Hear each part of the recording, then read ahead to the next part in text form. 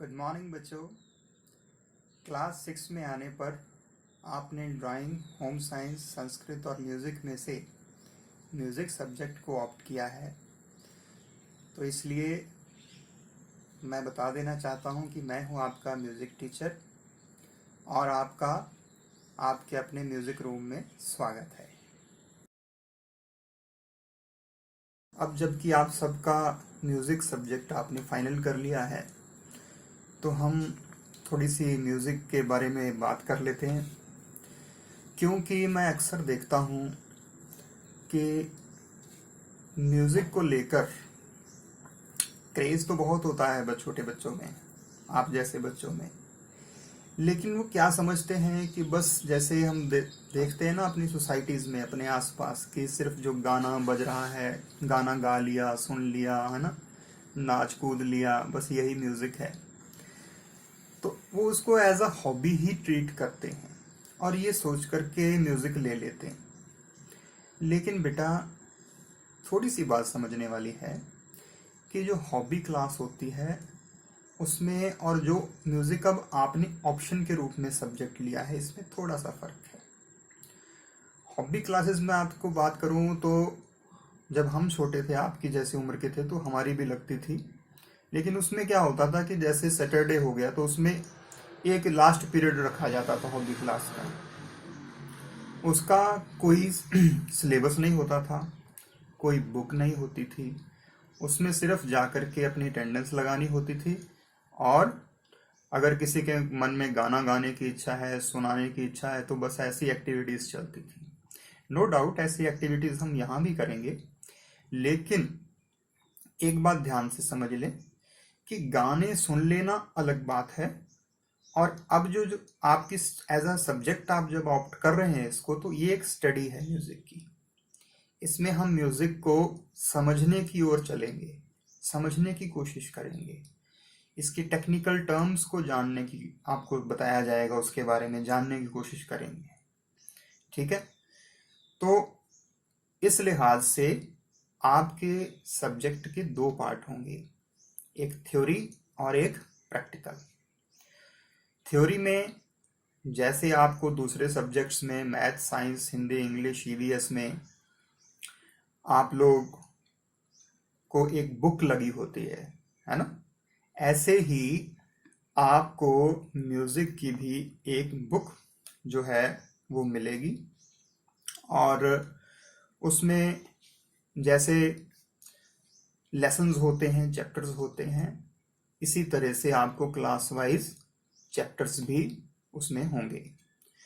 तो उन चैप्टर्स को हमने समझना है, ठीक है, रीड भी करना है, लर्न भी करना है, और फिर उसके टेस्ट्स भी होंगे और एग्ज़ाम्स भी होंगे। ये तो है हमारा थ्योरी का पार्ट। और दूसरी प्रैक्टिकल। प्रैक्टिकल में गाना बजाना, जो आप सोच करके म्यूज़िक को ऑप्ट करते हो, वो तो होगा, लेकिन साथ साथ म्यूज़िक की जो बेसिक्स हैं उनको सीखना भी है, जैसे स्वर और ताल, है ना। तो स्वर क्या होते हैं ये हम थ्योरी में पढ़ेंगे, और स्वर का स्वरूप कैसा होता है, कैसे लगाए जाते हैं, कैसे उनको यूज़ किया जाता है, कैसे गाया जाता है या बजाया जाता है इंस्ट्रूमेंट्स के ऊपर, ये हम प्रैक्टिकल में सीखेंगे। सो आप सब रेडी हो जाओ। तो अभी मैं आपको आपकी बुक दिखा देता हूँ जो आपको लगी हुई है आपके सिलेबस में, और उसका आज हम फर्स्ट चैप्टर जो है उसके बारे में डिस्कस कर लेते हैं। तो बच्चों, ये है आपकी बुक जो चंडीगढ़ एजुकेशन डिपार्टमेंट की ओर से म्यूज़िक सब्जेक्ट के लिए प्रिस्क्राइब्ड है। हालांकि ये पंजाब स्कूल एजुकेशन बोर्ड के द्वारा छपी हुई है, लेकिन आपको क्लास 6 to 8 तक यही बुक चलनी है, तो इसको ध्यान से देख लीजिए। अब क्लास 6 के बच्चों के लिए जो सबसे पहला चैप्टर है वो है संगीत, संगीत से रिलेटेड बेसिक एजुकेशन।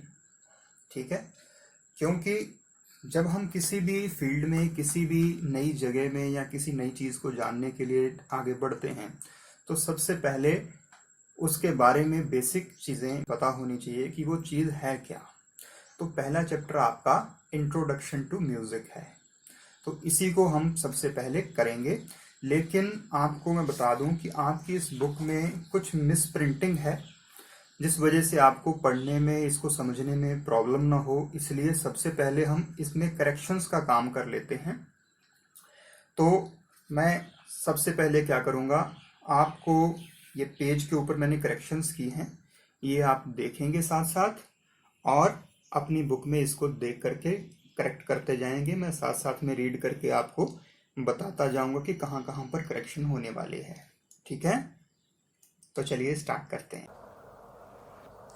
पाठ पहला, लेसन 1, संगीत। जो स्वर, ताल, शुद्ध उच्चारण, हाव भाव और शुद्ध मुद्रा के साथ गाया बजाया जाए उसे संगीत कहते हैं। संगीत शब्द गीत शब्द में उपसर्ग लगाकर बना है। संग का अर्थ है अच्छा और गीत का अर्थ है गाना। संगीत गायन, वादन और नृत्य के माध्यम से भाव पैदा करने वाली रचना है। इन तीनों के ही समूह को आधुनिक समय में संगीत कहा गया है।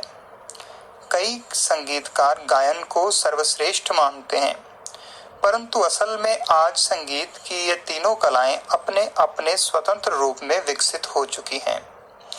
जिस संगीत को कंठ द्वारा स्वर, लय और ताल के साथ गाया जाए उसे गायन कहा जाता है। जिस संगीत के स्वरों को लय और ताल के साथ किसी वाद्य पर बजाया जाए उसे वादन कहते हैं। जब अपने आत्मिक भावों को तालबद्ध ढंग से शारीरिक मुद्राओं के साथ प्रकट किया जाए उसे नृत्य कहते हैं।